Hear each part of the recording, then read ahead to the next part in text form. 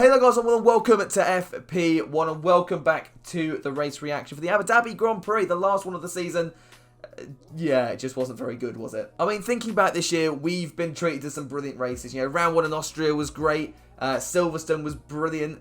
We had, obviously, Monza as well was fantastic. The Sakir Grand Prix was great. We've had a lot of good on Turkey as well. Just a shame that we ended on Abu Dhabi, where it's just the DRS train and not particularly great. I'm surprised they've not already made attempts to edit that circuit. I think, look at Bahrain. They changed the layout for last week, and it gave us an absolutely brilliant race. And with all the different layouts that are available at Abu Dhabi, I'm kind of surprised we've not seen that yet or seen that attempted. But yeah, year on year we're complaining. Even the commentators had lost the plot at the end of this one. Martin effectively walked out. Yes, he had to do the interviews, but you know, it was just not a great one. But you know, still, we've had some good ones. I'm gonna see if I can ramble enough to get this video to about 8-9 minutes. We'll see if I've done it. That's gonna be an achievement.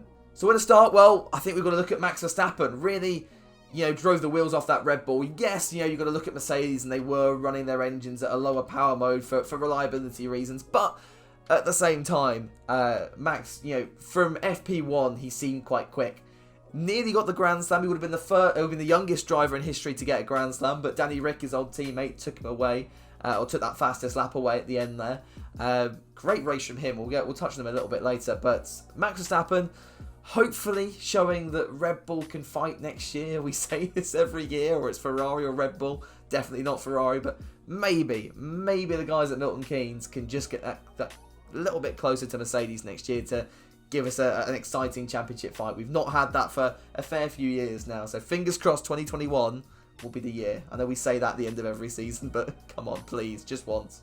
P2 then, Valtteri Bottas. Not a bad weekend from him. I think, yeah, Hamilton, he'd come back. Getting P3 for Hamilton's not bad, given that he was still not very well by the sounds of things. I don't think he's fully recovered from his COVID diagnosis before the Sakir round. So yeah, I think Bottas, had he lost out to Hamilton, it would have been a nail in the coffin, really, because if you've lost out to A, your normal teammate, then B, your brand new teammate who stepped up from a Williams, and then C, your normal teammate's come back but is very, very unwell, it's not the great trifecta to have, really. But yeah, Bottas, he never seemed to come close to Verstappen, but I think Red Bull were in a different league today. It's a bit of a surprise, because usually we expect Mercedes to do well here, and Bottas, it's been a track that's fed him well in the past. He's won here before, but yeah, Mercedes just didn't really seem to have the Red Bull's pace today. But hey, next year I'm sure they'll come back, and I'm sure they'll dominate again. But you never know. You never know. Red Bull might just have it. And I think really the talking point for this weekend, or the two talking points, was obviously P4 in the championship, which is going to Sergio Perez. Good on him. He's deserved it. I think definitely.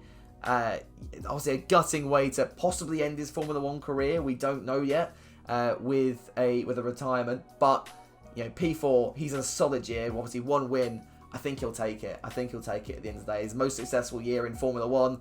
But yeah, P3 in the championship. I really thought this was going to Racing Point. I really did, especially after their double podium.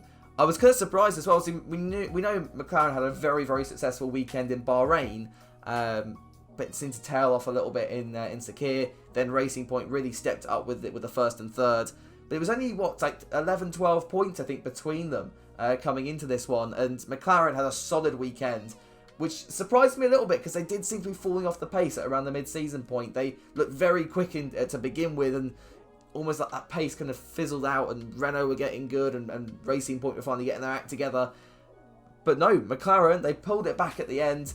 Just about hang on there. Obviously, we don't know what's going on with Carlos Sainz yet, at least as of time of recording, but I think even if he gets a 5 or 10 second penalty, he should be fine.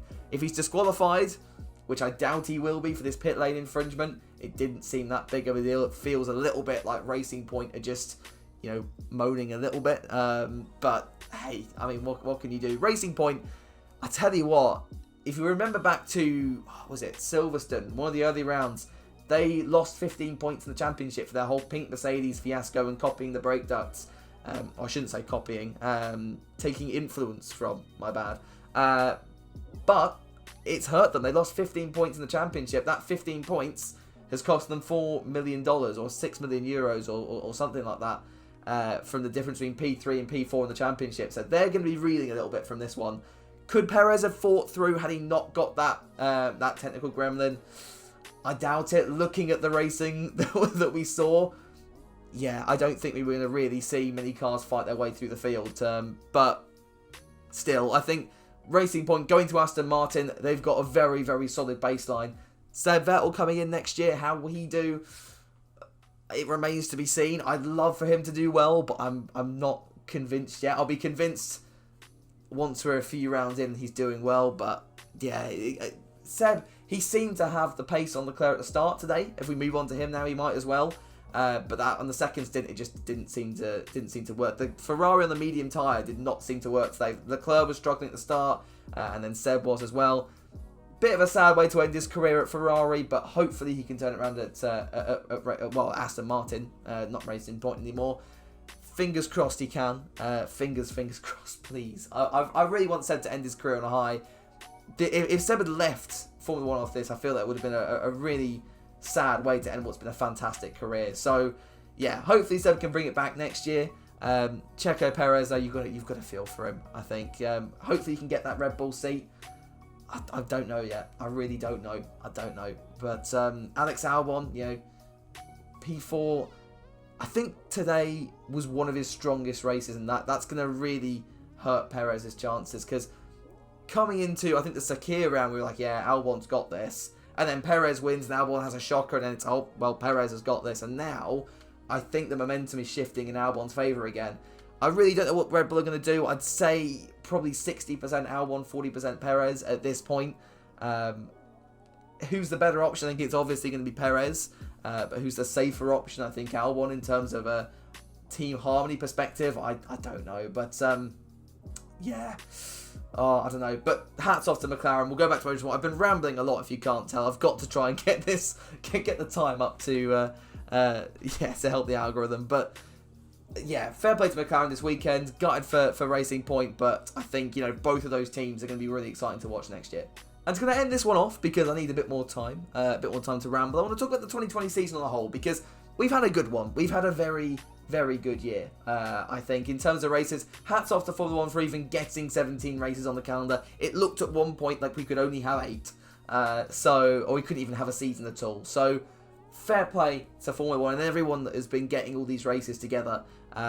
It's been an incredible season. It really has, and I think we've had some of the best races in the sport's recent history as a result of it. I want to talk about our drivers for the season. I've got a few. Obviously, we've got to talk about Lewis Hamilton. He's absolutely dominated it. No matter where you kind of stand on that, is he the GOAT? Is he not the GOAT? I'm not going to get into that. Look at the stats. 10 race wins. Utterly dominated. The Mercedes team as well just need a round of applause today for just dominating, not just this year, but for the last 7 years.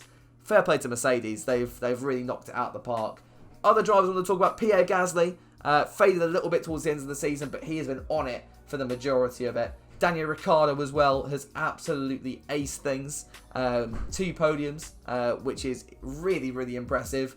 And you know what? Lance Stroll's one that's going to cause a bit of controversy, but Lance Stroll, I've slagged him off in the past, I will be honest. But Lance has surprised me this year, and though it wasn't maybe the strongest last race of the season, he got that pole in Turkey. He should have probably won that race in Turkey, but strategy just wasn't there for him, and he got picked up that damage as well.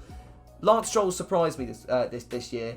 I thought it was going to be awful, but really he's turned it around. So hopefully that can keep going. But that kind of ends off this video. I want you to let me know who your drivers and your moments of the season were as well. We've got one more episode of the Post Podium podcast coming later this week, so make sure you do tune in for that one. But thank you so much for watching. Hope you have a lovely rest of your week, and I will see you all in the next one.